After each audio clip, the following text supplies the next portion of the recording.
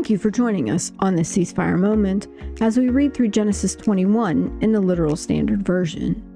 And Yahweh has looked after Sarah as he has said, and Yahweh does to Sarah as he has spoken. And Sarah conceives and bears a son to Abraham, to his old age and at the appointed time that God has spoken of with him. And Abraham calls the name of his son who is born to him, whom Sarah has borne to him, Isaac. And Abraham circumcises his son Isaac, being a son of 8 days, as God has commanded him. And Abraham is a son of 100 years, and his son Isaac being born to him.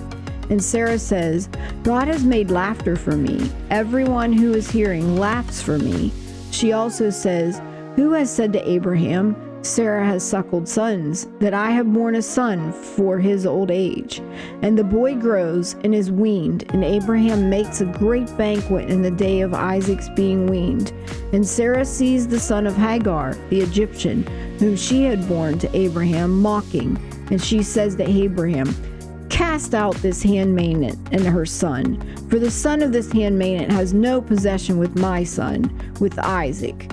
And the thing is very wrong in the eyes of Abraham, for his son's sake. And God says to Abraham, let it not be wrong in your eyes because of the youth and because of your handmaid. All that Sarah says to you, listen to her voice, for in Isaac is a seed called to you. As for the son of the handmaiden also, for a nation I set him, because he is your seed.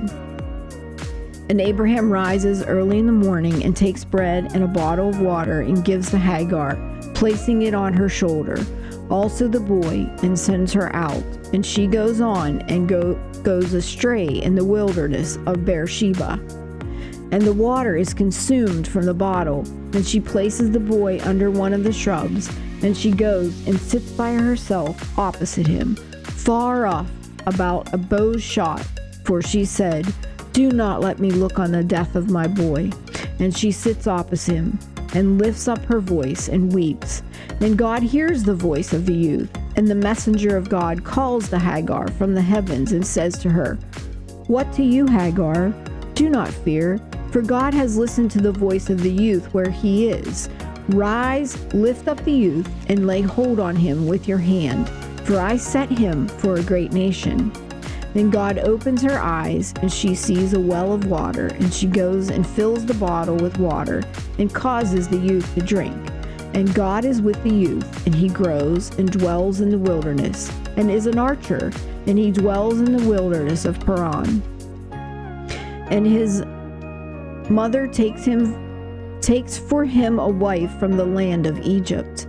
And it comes to pass at that time that Abimelech speaks, Phicol also, head of his host, to Abraham, saying, God is with you in all that you are doing. And now swear to me by God here that you do not lie to me, or in my continuator, or to my successor, according to the kindness which I have done with you. Do with me and with the land in which you have sojourned. And Abraham says, I swear.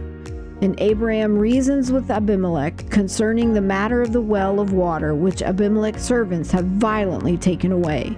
And Abimelech says, I have not known who has done this thing, and even you did not declare to me, and I have not heard except today. And Abraham takes sheep and oxen and gives to Abimelech, and they make both of them a covenant. And Abraham sets 7 lambs of the flocks by themselves. And Abimelech says to Abraham, what are they, these 7 lambs which you have set by themselves? And he says, for the 7 lambs you accept from my hand, so that it becomes a witness for me that I have dug this well. Therefore he has called that place Beersheba, for both of them have sworn there. And they make a covenant in Beersheba, and Abimelech rises, Phicol also, head of his host, and they return to the land of the Philistines. And Abraham plants a tamarisk in Beersheba, and preaches there in the name of Yahweh, the perpetual God. And Abraham sojourns in the land of the Philistines many days.